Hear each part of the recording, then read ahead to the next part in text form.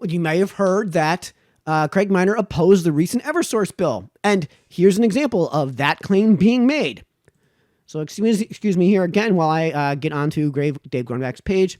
Our senator voted against protecting Eversource customers. There's a justifiable anger against Eversource and its response to the August 4th hurricane, despite the forecast, which was that the winds would stay offshore, and that forecast remained consistent until the morning the storm hit, when it took a sudden and surprise turn to the northwest, which I've talked about on this show repeatedly. No, we were supposed to get a ton of rain on a tropical storm, a true blue tropical storm, which never manages to get to inland Connecticut as an actual true blue tropical storm. Despite the forecast, which again, I've mentioned, there was no way to know those winds were supposed to come. Eversource failed to put resources in place to deal with the aftermath of whole trees being uprooted, whole giant healthy trees being uprooted by a tropical storm that was whose winds and damage were supposed to remain offshore. Said this a million times on this show. We've been here before with Hurricane Irene, Sandy, which was not a hurricane and barely affected the extreme southern coast of Connecticut, and the 2012-2011 snowstorm, ice storm. Again, we've been through this. Unless something changes, we will be here again. When people are without power for more than 2 days, hundreds of dollars of food and medication has to be thrown out. In 2012, a legislature introduced a bill that would have required Eversource to reimburse customers for spoiled food and medication. Okay, whatever.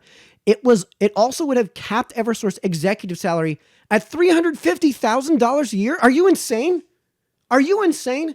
This is a multinational, multi-billion-dollar company. Who in their right mind, who is remotely competent, is taking the position of CEO of a multi-billion-dollar multinational company for $350,000 a year? Once again, last week people lost hundreds of dollars of food and medications. To add insult to injury, we learned that Eversource's CEO earned almost $20 million last year. Because if he makes a petty mistake, it costs that company tens of millions of dollars. Imagine if you hired somebody with the competence of a CEO that's only making $350K a year to run a multinational, multi-billion-dollar company. What level of competence do you think who do you think is going to take those positions? Who on earth is taking those positions?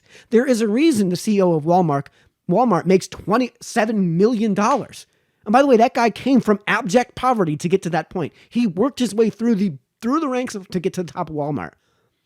Why do you think those people make that kind of money? What do you think is going to happen when Eversource is told, yeah, you get 300, yeah, your executives are only allowed to make $350K a year. Oh, they're gone. They're out of Connecticut and we have no supplier. They would leave overnight. They would shred up whatever contacts they have and they're gone. They're just out.